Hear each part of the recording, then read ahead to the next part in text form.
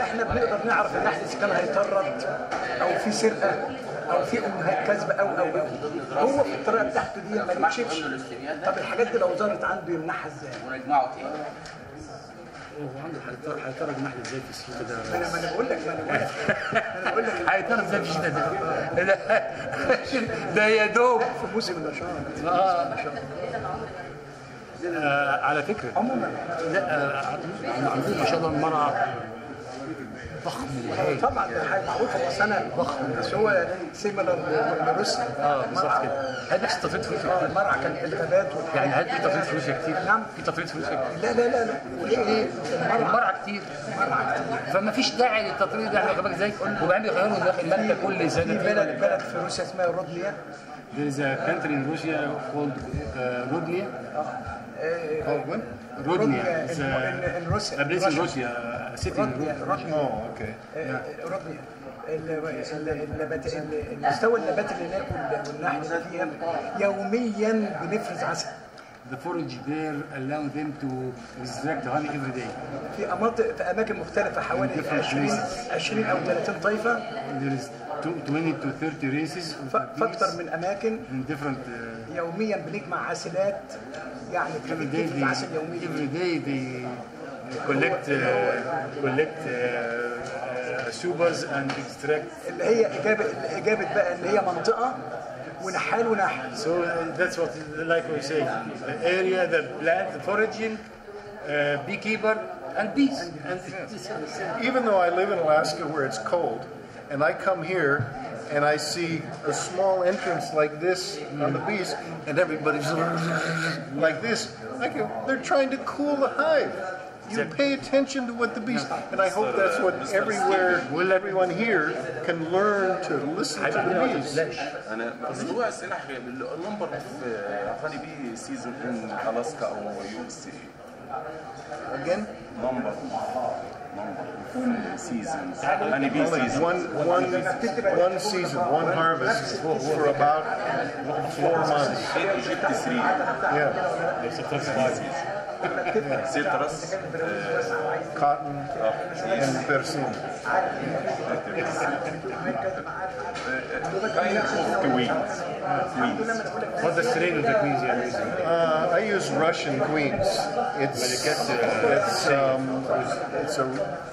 basically a carniolan.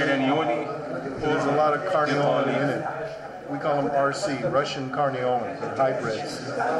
And they originally came from the Soviet and the Russian Far East. What's the camera? Careful with the camera. IBM in for honey. IBM for honeybee insects.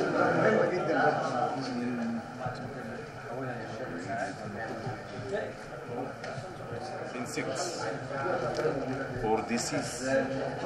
It doesn't. Integrated pest management is a concept.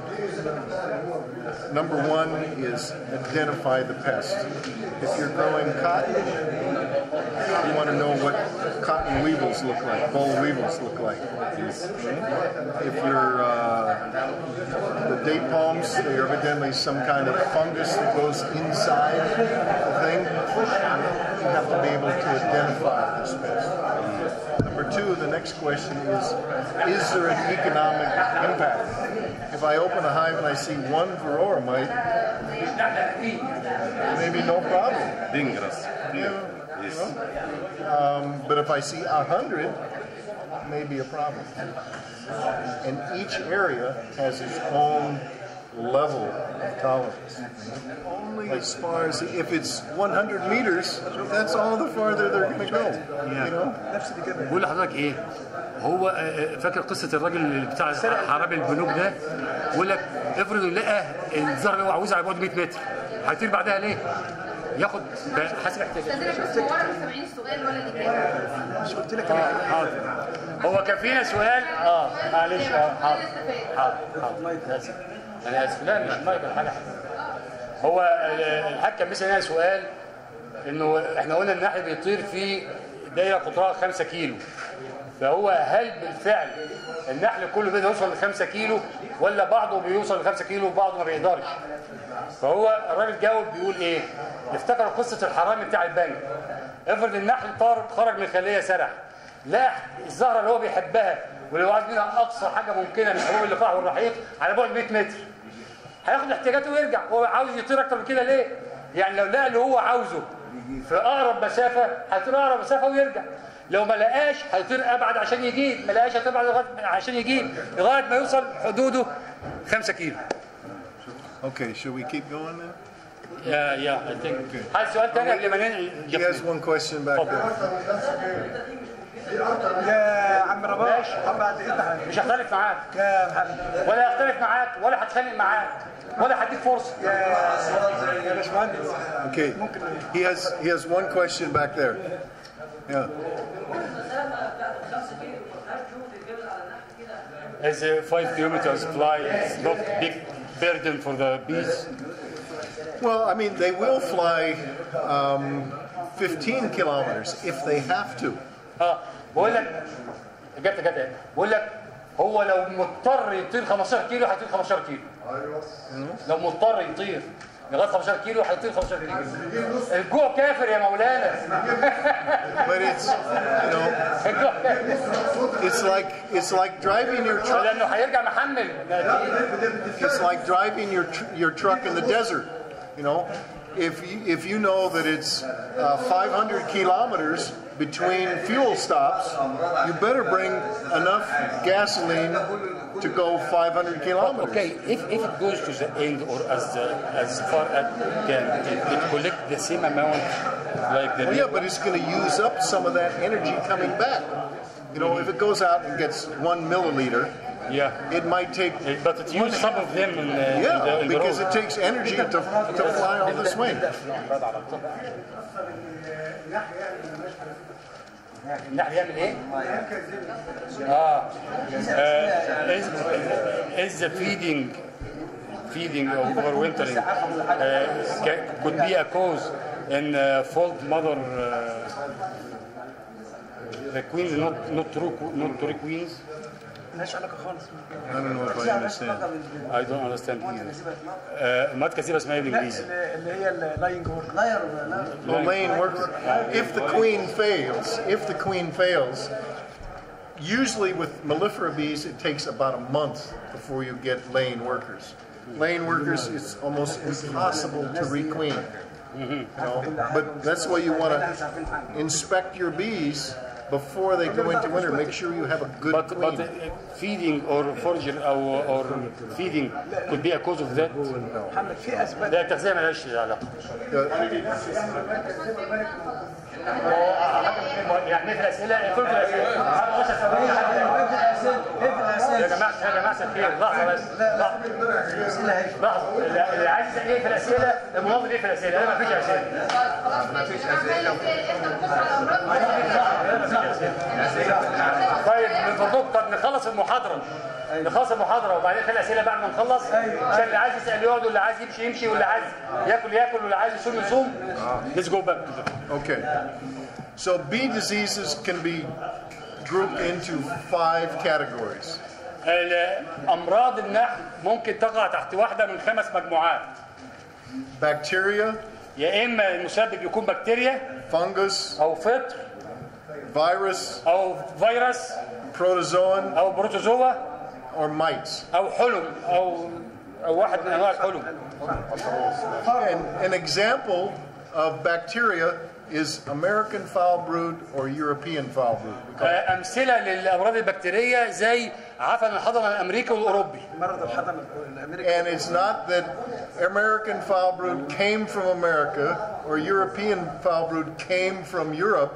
It was just there where it was first identified and named.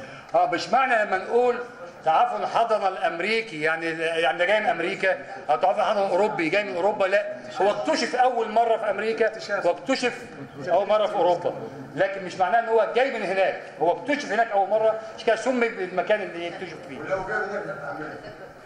And even if he's come from there, we thank you anyhow. Okay. when the Americans went for the Apomondia in Australia, they made a mistake of saying that, oh, the Australians sent Israeli acute paralysis virus to the United States. That's the cause of colony collapse disorder. Bad idea. هو برضه الامريكان لما راحوا استراليا قالوا برضه ده استراليا دي هي اللي بعتت لنا مش عارف مرض الشلل الايه الاسرائيلي مش عارف ايه كلام من ده، وده اللي سبب ظاهره اختفاء النحل وبتاع، وده كلام مش حقيقي.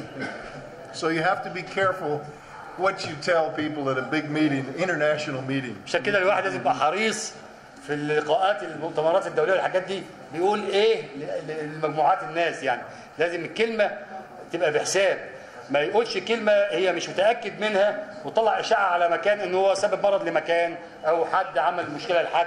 لازم يبقى الانسان حريص ومتاكد علميا من الكلام اللي بيقوله قبل ما يقوله. Okay, with American foul brood, it's caused by a spore-forming bacteria. التعفن الحضري الامريكي بيتكون بسبب البكتيريا المتحوصله. And these scales that we see in here are diagnostic of old American foul brood. That's how I can look at an old frame and see if I see these scales. لما نيجي عايز اكشف على عفن يعني من علامات عفن الحضري الامريكي او الظواهر بتاعتها تلاقي حاجات زي القشور كده موجوده من تعفن الحضري الامريكي القديم. فلو انا عايز اتاكد لو انا عندي حاجه شك فيها ابص على شمعه قديمه عندي، لو لقيت فيه قشور زي كده يبقى انا عارف ان كان فيه عفن الحضري الامريكي. In an active colony that still has signs of American foul brood, we have what we call the ropey test. You take a toothpick and you stir it up and you pull it out and it's like. بالنسبه بقى للكشف عنها في الخلايا الشغاله، الخلايا اللي هي او الفريمز اللي هي النحل بيشتغل فيها، فهلاقي اليرقه ميته ونايمه في الجنب كده. لو انا بطلعها بعود كبريت ولا خلة سنان ولا حاجه الاقيها عامله زي المخاط كده بتشد معايا خيط زي المخاط كده، ده دليل على ان دي تعفن حضنه امريكي. American foul brood cannot be cured. The symptoms can be suppressed using drugs, but it cannot be cured using drugs. تعفن الحضنه الامريكي مش ممكن علاجه بالادويه، ممكن الادويه تقلل الاعراض، لكن علاجه بالادويه مش ممكن. So most countries, New Zealand, Australia, United States, I don't know about other countries, but many countries we require that you kill the bees and burn the comb. بقول لحضرتك استراليا نيوزيلندا وامريكا لما بيحصل تعفن الحضري الامريكي عندهم الاجراء اللي بيتخذوه انه بيقتل النحل وبيحرق الشمع. Is there a bee disease law in Egypt? في قانون لامراض النحل في امريكا للعينه في مصر؟ يعني لا المحل نفسه هو اللي بيحكم. No, it's something controlled by the bee. بس عنده المعلومه صح بحكايه ان But they do have some information. European foul brood. المبيدات قبل العلاجات قبل القطر بشهر. There is some restrictions on the chemical control.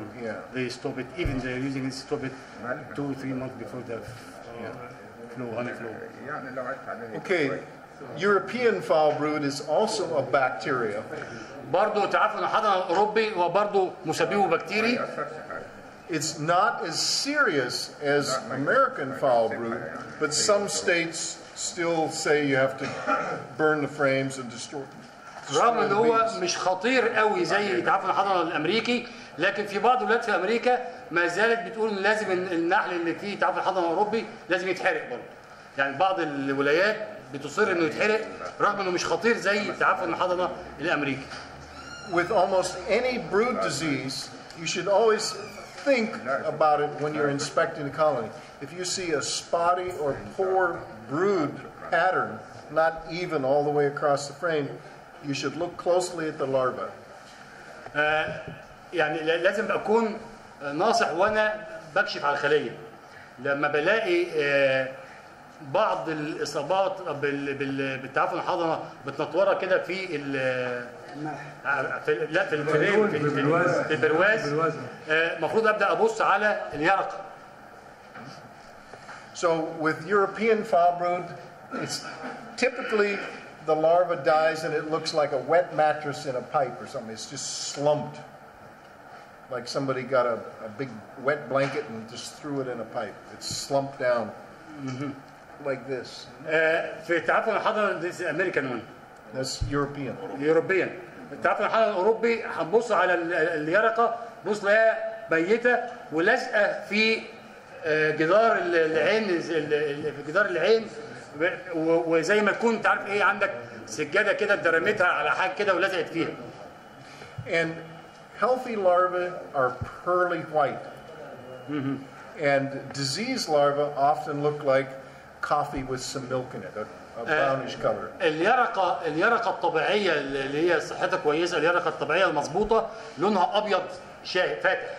اليرقه اللي فيها تعفن الحضنه بيبقى لونها عامل زي شاي على لبن كده. Okay, and sac brood, I've only seen one time in my life. We don't have in Alaska. Very, very في rare. حاجه اسمها الساك برود او تكيس الحضنه. هو شافها في حياته مره واحده. It is viral or Virus, yes. ودي حاجه فيروسيه، ده مرض فيروسي. تكيس الحضنه. هو شافها في حياته كلها مره واحده. Because it's a virus, there's no antibiotics or any chemical treatment for it. ولانها فيروس مفيش ولا اي مضاد حيوي ولا اي علاج ممكن يعمل معاه نتيجه. They say that it is common. There's a lot of it. Did you see it? I haven't seen any yet here. Okay, chalk brood is an example of a fungus disease. هي قريبه قوي في الشكل من الامراض الفطريه يعني. And the fungus invades the developing larva, much like the mushroom roots grow through a tree or straw. والفطر عموما بينتشر في قلب الدوده او في قلب اللارفا او في اليرقه، زي ما بيحصل انه المشروم او عيش الغراب الهيفات بتاعته، الجذور بتاعته بتمشي في قلب اليرقه كده. And there is a question here. You can take it now or later. اتفضل يا حاج. ما شفناش مريض راح للدكتور ابدا وقال لهم ودوه روحوه لانه هيموت. ده نمره واحد. انما اي خليه قابلني فيها تعفن احرقت امانه عالي. جري العلاج معايا نتيجه كنبيه. هبط المرض شويه عشان جري. طب عندي حلين اثنين كده. طب ممكن عليك بنزين والناحيه الثانيه بشيل البلاويز كلها واحطها في برميل. طب ممكن واملاها ميه. بس لحظه. بتزرع فيه وبعد كده ماشي، ممكن نأجل الكلام ده شويه لما يجي للعلاج. هو لغايه دلوقتي ما قالش علاج. نأجلها شويه يمكن يقول كلام زي اللي احنا عارفينه. ممكن نأجل شويه يمكن يقول كلام زي اللي احنا عارفينه. نأجل شويه، جايز يقول كلام زي اللي احنا عارفينه. يعني جايز ما نصطدمش. وبعدين بقول لك ايه، بلاش ترك يا صبيان. بلاش ترك يا صبيان، خليه بناتي. انا غلبان خالص. خليه بناتي. وانا اغلب منك بالراحه عليا. انا اغلب منك بالراحه عليا. والله العظيم انا يتيم ام واب برضه. okay, usually the first indication you have chalk brood are the mummies, not the mummies from the tombs here, the pyramids, but the mummies on the entrance of the hive. Larvae, dead larvae. بالنسبه لتعفن الحضنه التباشيري، اول ظاهره فيه انك بتلاقي اليرقات متحجره عامله زي المومياوات، زي الموميا كده. In English we call them mummies, the same as the pharaohs that are mummified there because they're all dried up. هو احنا بنقول عاده المومياوات تبقى جافه جدا، جافه خالص يعني المومياوات دي الفكره فيها ايه؟ ان ما فيش فيها اي رطوبه. بس بالظبط كده. And they can either be white or black in color. ولونهم ممكن يبقى ابيض زي ما هو حاصل كده زي حته الطباشير الابيض، وممكن يبقى لونها اسود على فكره. Okay, a big problem worldwide, and it came from Russia, are the mites. اكبر مشكله بقى على مستوى العالم كله، وهو بيأكد ان انا جاي من روسيا، هي الحلم. هو ما قالش فاروة لسه، هو قال مايز مش كده؟ هو من انواع اوكي. It started out when the Trans-Siberian Railroad was completed, and they brought colonies from the Ukraine and European Russia to the Russian Far East, Primory, Vladivostok area. بدأت في سيبيريا في امريكا في روسيا، ويمكن بيجيبوا ملكات برضه من اوكرانيا ومن هنا، واتنقلت لشرق روسيا عندهم. And here they met Apis cerana, the Asiatic hive bee. Apis cerana in here in Egypt? No, in Russia. In Russia. Russia. في روسيا كانت في الابي سيرانا، ونوع من النحل الاسيوي اللي موجود وبدات فيه. And it's a natural host for this mite. وهو ده عائل طبيعي للنوع ده من الحلم. And it jumped onto Apis mellifera and went nom nom nom nom. واتنقلت منه للابس مليفرا اللي هي النوع اللي عايش عندنا ده. So then when you're going to say word varroa, I still I didn't get the word varroa until now. Well, these are varroa here. Because you said mice, I said mice. Okay. I didn't say varroa yet. Okay, varroa. It's وطبعا الماس اللي وصلنا هنا طبعا فروه يعني. It used to be called Varroa jacobsoni, but in 2000 there was an Australian researcher that found there was just a little bit of difference in the Varroa from Manchuria, Korea, Japan, and that allowed it to jump onto Asia mellifera or Apis mellifera. So another varroa, not the same varroa. Well, there's two kinds of Varroa. There's Varroa jacobsoni that was first described in India. في نوعين من الفاروة، فاروة جيكبسوناي ودي اللي موجودة في استراليا. And Varroa destructor. وفي فاروة ديستراكتور ودي اللي موجودة عندنا. And destructor lives up to its name. It's the one that's causing problems all the way around the world. ودي بتسبب مشاكل في العالم كله الديستراكتور دي. كلمة ديستراكتور يعني هدام أو محطم، هدام، فهي دي اللي مسببة مشاكل في الدنيا كلها. One of the biggest problems with Varroa, other than, it feeds on the baby bees, it sucks the blood or hemolymph from the baby bees, but it also carries viruses. واحد من مشاكل الفاروة هي مش بس تتغذى على اليرقات الصغيرة، لكن كمان هي حاملة للفيروسات، فبتنقل الفيروس داخل الخلية من نحلة لنحلة. There's several methods of treating Varroa. في طرق عديدة لمكافحة الفاروة. Some are chemical. سواء بالكيماويات. Some are management and biology. في حاجات عن طريق الإدارة أو النحالة والبيولوجي. But perhaps the best is genetic. لكن أحسن وسيلة لمكافحة الفاروة هو الوراثة، الصفات الهندسة الوراثية أو الصفات الوراثية أو الانتخاب أو الهجن. When I had Russian beekeepers come visit me in Alaska, I asked them, well, what do you do about Varroa? Oh, no problem. I went, what? Because everybody said, oh, Varroa is the end of the world. بقول لحضرتك لما جه صديقه نحال من روسيا يزوره وبيسالوا ايه عاملين ايه في الفاروه بتاعك، قال له ايه قال له الفاروه دي قال له ما فيش حاجه عندنا اسمها فاروه. ففي ناس هنا في الصوره ان الفاروه هي نهايه العالم بالنسبه لي. So I asked them, do you have wild colonies living in the forest? Yes. هو عندهم طبعا عندهم بعض النحل البري اللي بيعيش في الغابات. So these bees have been in contact, the mellifera bees have been in contact with Varroa for 150 years. This is in Russia. فبقول لك النحل ده يعني عنده علاقه مع الفاروه من 150 سنه. So in 150 years, maybe the first year it killed 95%. بقول لك يمكن في خلال 150 سنه دول اول سنه صاب النحل بالفاروه 95% من النحل مثلا مات. But the 5% that lived became stronger. لكن ال 5% اللي عاشوا بقوا اقوياء ويقدروا يتحملوا الفاروه. And that's the trouble with chemicals. If you use chemicals to treat Varroa, soon the Varroa becomes stronger than the chemicals. ودي نفس المشكله بقى اللي بتقابلها لما بتعالج انت الفروه بالكيماويات او بالادويه، انه اوكي انت هتعالج سنه، اللي هينجو من الفروه من العلاج ده هيبقى عنده مناعه ضد الادويه او الكيماويات اللي استخدمتها، زي ما حصل مناعه في النحل 5% اللي بقوا من بدل اللي مات كسبوا مناعه ضد الفروه، انت كمان لما بتعالج بالكيماويات اللي بينجو من الفروه بيبقى عنده مناعه ضد الكيماويات اللي استخدمتها. So now in the United States, Apistan, which used to be good control, is no longer effective. يعني وده اللي حصل دلوقتي في امريكا، الابستان اللي كان اول ما بدانا وبقى هو السحر وهو مش عارف ايه، ما عادش بيأثر في الفروه النهارده في امريكا خلاص. And there are two main reasons for this. Number one, the beekeepers didn't pay attention to the label. وفي سببين لان الابستان ما عادش بيأثر في الفروه.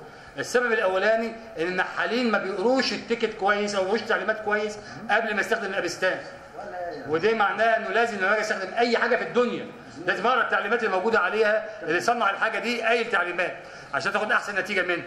ما قريتش يبقى استخدمها غلط مليون في المية او هاخد منها نتيجه اقل. And number two is beeswax is like a sponge. It absorbs all these chemicals that we put into the beehive, and the mites, you know, it's like one glass of wine won't hurt you, you know, but a whole bottle of wine you get drunk. Yeah. So if you have one little dose of fluvalinate, maybe it won't kill you. And after a while you go, oh, I can all the fluvalinate I want. الحاجه الثانيه انه مع استخدام الابستان لازم نفهم انه الشمع بتاعنا عامل زي السفنجه، بيمصوا بعض الكيماويات اللي انا بضيفها، بيمصوا جزء منها، ففي اثر باقي في الشمع من المبيد او الماده الكيماويه اللي بستخدمها. طيب الاثر الباقي ده جرعه مش كبيره قوي، فلما بتيجي حشره فروه موجوده جوه العين السداسيه، الشمع في جوه العين السداسيه في بعض الاثر من الماده الكيماويه اللي انا استخدمتها.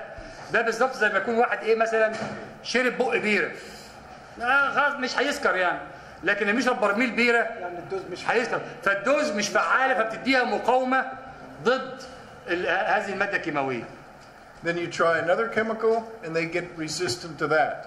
وبعد كده بتجرب ماده كيماويه ثانيه وبرضه نفس الكلام يحصل لها مناعه ضد الماده الكيماويه الثانيه او مقاومه ضد الماده الكيماويه الثانيه.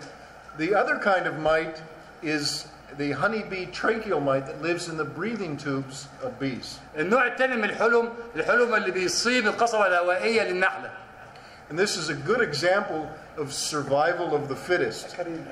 هو الاكارين اسمه كل اكارين. ده اللي هو الاكارين ولا دكتور الاكارين، انا ما اعرفش طبعا. بيعيش في القصبات التنفسيه. ما اعرفش الكلام ده مش تحاله ده. لا معلش كتر خيرك. كتر خير الدنيا يعني. لا هو الاكارين. اكرابس وضاي. الاكارين اللي هو الاكارين يا جماعه. الاكارين. Yes. Okay, so we got acarine mite in I think about 1986.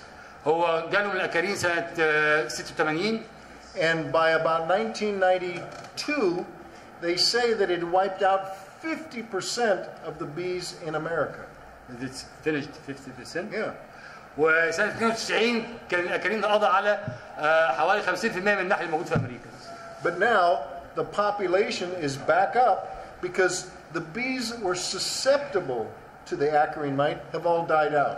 ودلوقتي بدأ النحل تاني طوائف النحل تزيد مرة تانية لأنه النحل اللي كان حساس تجاه الأكارين أو الضعيف قصاد الأكارين كله مات، اللي باقي كله مقاوم، وبالتالي بدأت أعداد النحل تزيد مرة أخرى. And the carniolan bees that they have here, we brought carniolan bees, or we use carniolan bees because they appear to be more resistant than other strains of bees. والنحل الكرنيولي هم جابوه هناك، الكرنيولي هنستخدم معظم النحل كرنيولي، ده مقاوم للأكارين. So now acarine mites are not considered a big problem in the United States because there's resistance, and that's what we want for Varroa. ودلوقتي الأكارين ما بقاش مشكلة خالص في أمريكا لأنه خلاص النحل بقى عنده صفة المقاومة للأكارين، وده اللي احنا عايزين نعمله بالنسبة للفروة. عايزين نقاوم الفروة بنفس القضية، يبقى بانتخاب السلالات أو أفراد النحل اللي عندها مقاومة للفروة. Okay, everybody thinks about bees. You ask the average person, the first thing they say is stinging. كل واحد بيفكر في النحل، يمكن بيفكر في لسع النحل. Or honey, But the most important thing for honeybees is their pollination. لكن اهم حاجه بالنسبه للنحل هو التلقيح النبات. About 1/3 of the food we eat is dependent on honeybees. يعني النحل احنا بنفكر فيه يا اما نستخدمه في علاجات او في جمع عسل او في الاخر كده، لكن ما حدش بيفكر ابدا ان تقريبا ثلث الاكل اللي احنا بناكله النحل هو اللي عامله نتيجه التلقيح الخلطي اللي بيعمله في النباتات. Okay, another serious problem worldwide is misapplication of pesticides. في برضو مشكله كبيره جدا على مستوى العالم وهي الاستخدام السيء للمبيدات. يعني واحنا ما بنضرش النباتات مش بس في النحل، يعني واحد بيستخدم مبيدات حتى في الحقول في استخدام سيء سواء في الجرعه او في الطريقه او في اخره، في استخدام سيء للمبيدات. This is especially important in developing countries. For example, in Cambodia, many farmers do not know how to read. And if they do know how to read, most of the pesticides are from Vietnam or Thailand, completely different language. وده يعني شيء مهم جدا جدا في الدول الناميه زي مثلا في كمبوديا. في كمبوديا معظم السكان ما بيعرفوش يقروا خالص، وبالتالي لما بيجي له دواء من اي حته من فيتنام ولا وعدد اللغات هناك مختلف قوي وكبير في المنطقه دي، ممكن ما يعرفش يقرا الجرعه اللي موجوده على البتاع قد ايه، فيحط اي جرعه هو عاوزها يمكن تكون 5-6 اضعاف الجرعه اللي في الدواء. And even educated people, it's just human nature that if the label says 1 cc for 20 liters, you go, oh, maybe 10 cc's would be 10 times better. No. وحتى الناس اللي بتقرا عندهم بالطبيعه البشريه يقول لك مثلا المبيد يقول لك ايه، حط مثلا سنتي على 20 لتر، ويقول لك لا طب سطر 20 لتر، طب ما خليها 10 سطر 20 لتر تدي نتيجه احسن 10 مرات. يروح ضايف 10 سطر على 20 لتر دول. خلاص سعادتك يعني حتى اللي بيقرا فيهم احيانا بيحط جرعه خاطئه جدا وضخمه جدا اكتر مما ينبغي. And this is one of the important things with IPM or integrated pest management.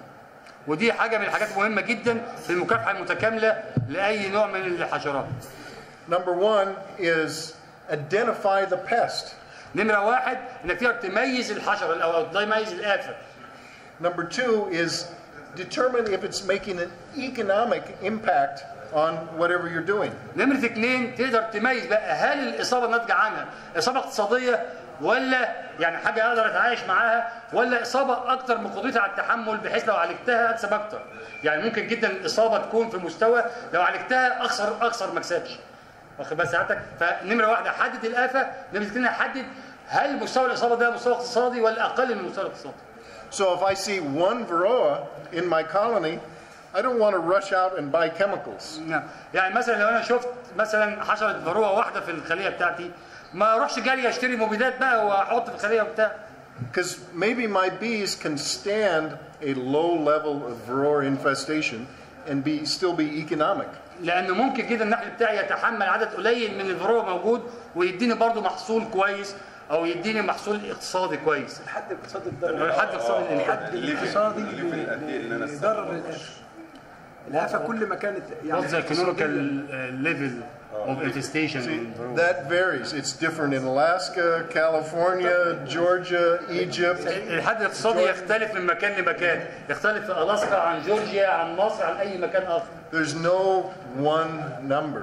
مفيش رقم واحد ينطبق على كل المناطق. That's up to research at the university to determine, oh, this colony died of varroa, it had this number of ودي mites. الابحاث المفروض دكاترتنا يعملوها عشان يقولوا لنا ده الحد الاقتصادي اللي عنده لازم اعالج الفروه والا هيبقى بعد كده هخسر فلوس مش هخسر فلوس. فجالكم شغل اهو تختلف حسب الجلد. لا ما مش كده، انتوا قولوا لنا بقى الابحاث وقولوا لنا. صح. عندنا في مصر. Okay, so this is a picture of my daughter selling honey at the market. دي صورة بنته وهي بتبيع العسل بتاعه في سوق الفلاحين عندهم. هو عندهم بيبيع. شكرا. شكرا جزيلا. questions؟ Yes. أسئلة. اتفضل. بالنسبه لافضل طريقه لوضع الرز، افضل مكان.